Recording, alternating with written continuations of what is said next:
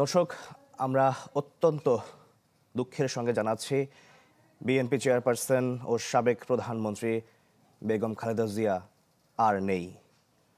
আজ সকাল ৬টায় রাজধানীর এভারকেয়ার হাসপাতালে শেষ নিঃশ্বাস ত্যাগ করেন তিনি।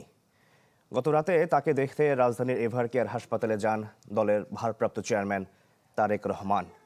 এছাড়াও হাসপাতালে যান বিএনপি মহাসচিব মির্জা ফখরুল ইসলাম আলমগীর।